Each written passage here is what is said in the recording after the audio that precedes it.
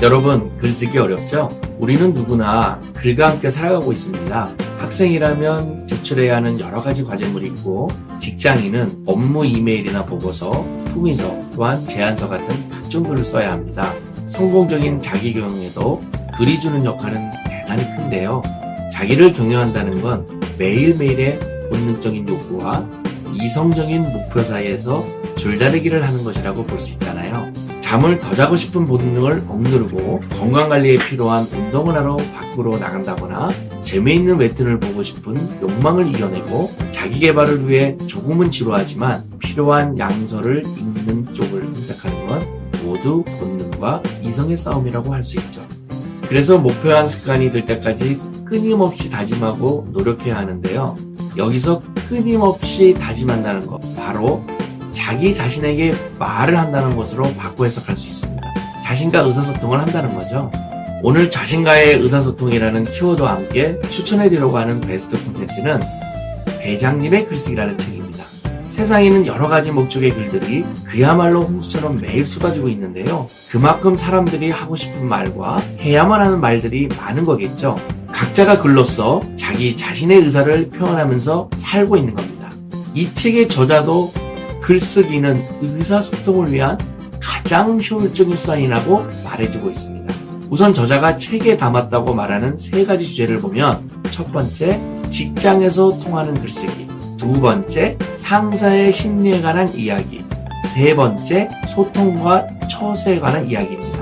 그리고 저자의 말처럼 책 안에는 조직 생활을 하는 사회인이 알고 있으면 참고 삼을 만한 정보와 글쓰기의 요령이 깨알같이 담겨져 있습니다. 단순히 글을 작성하는 기술을 알려주는 책이라고 볼 수 없고, 청춘들에게 전하는 사회 선배의 직장 생활 실무 지침서 라는 느낌인데요.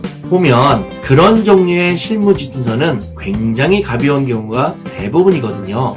이 책은 조금 다릅니다. 글쓰기라는 독특한 주제를 활용한 점도 그렇고, 한쪽의 입장이 아닌 상사와 부하라는 양쪽의 입장을 관찰자 입장에서 모두가 참고하고 생각해볼 주제를 던져줍니다. 그리고 무엇보다 책이 재미가 있습니다. 저자를 개인적으로 알지는 못하지만 유머 감각도 넘치고 편견 없이 현상을 바라보는 지적이고 유쾌한 분이라는 생각이 들더라고요. 이 책을 통해서 각종 글쓰기와 소통의 중요성에 대해서 생각해보는 계기를 마련해 보셨으면 합니다. 물론 성공을 원하는 자기 경영자들에게는 꼭 추천해드리고 싶은 감상 포인트가 따로 있습니다. 앞에서 말씀드렸던 자기와의 의사소통에 관한 내용인데요. 책의 마지막 부분에 가면 이런 이야기가 나옵니다. 1950년대 미국 예일 대학교에서 졸업생을 대상으로 인생의 목표를 조사했답니다. 조사 결과 딱 3%만이 자기 목표를 글로 적었다고 하네요.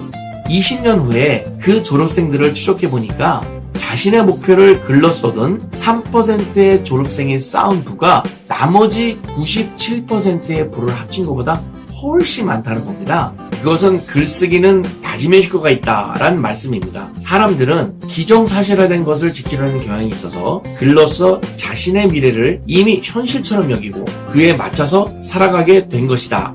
이런 조사 결과인데요. 맞습니다. 글은 남과의 소통뿐만 아니라 자신과의 의사소통 도구이고 자신의 진짜 모습을 볼 수 있는 거울 같은 도구입니다.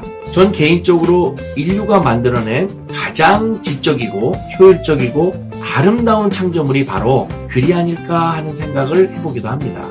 성공하는 자기 경영자를 꿈꾸는 청춘이라면 자기 자신만의 업무 일지나 목표를 그려보는 생활일기 또는 시간관리 일지 등 당장 여러분 자신에게 필요한 글을 쓰기 시작해보세요.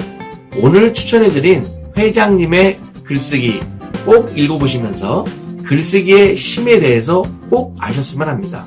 그리고 저와 또 이 책과의 만남을 계기로 삼아서 자신과의 의사소통을 멈추지 말고 계속 화이팅 하세요.